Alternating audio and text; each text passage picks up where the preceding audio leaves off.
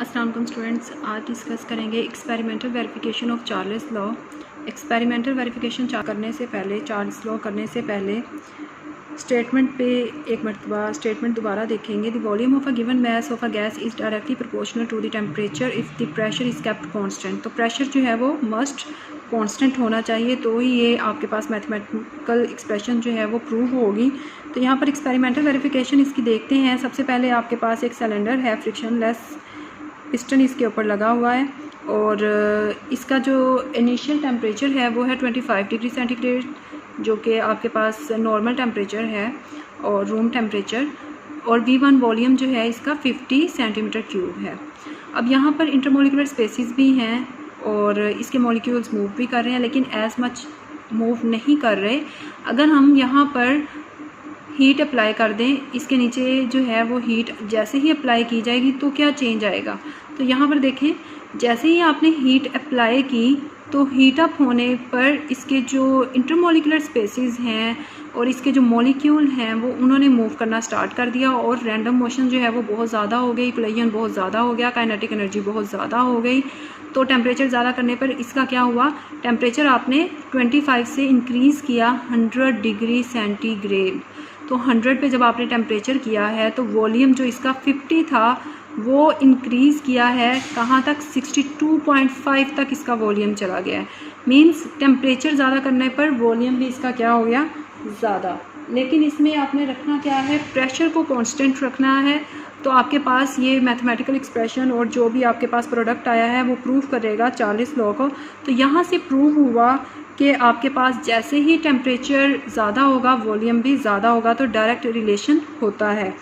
Let us take a certain amount of gas enclosed in a cylinder having a movable piston. If the initial volume of a gas V1 is 50 and the initial temperature is 25, on heating the cylinder up to 100 degree centigrade, its new volume V2 is about 62.5 centimeter cube. The increase in temperature increase the volume that can be observed.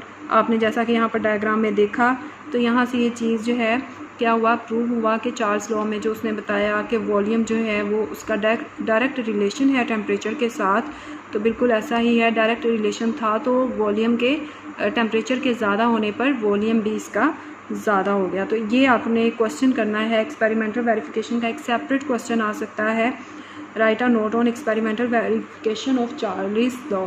तो ये आपको experimental verification एक separate भी आ सकती है, तो आपने diagrams के साथ इसको एक्सप्लेन करना है। और अगर आपको जस्ट आए right a detail note on Charles law, तो आपने उसमें इंट्रोडक्शन, स्टेटमेंट, मैथमेटिकल एक्सप्रेशन और एक्सपेरिमेंटल वेरिफिकेशन सब चीज़ें बतानी है।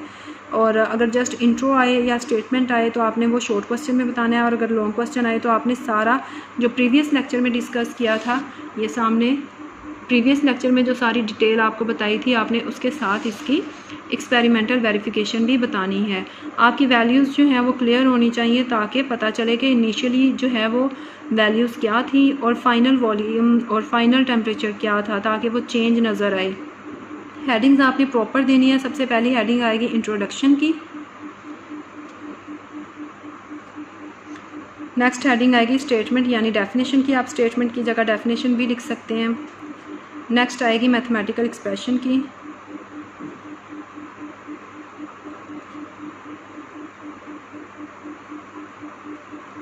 और लास्ट वन आएगी आपके पास experimental verification of Charles law. तो साथ आपकी डायग्राम्स आएंगी।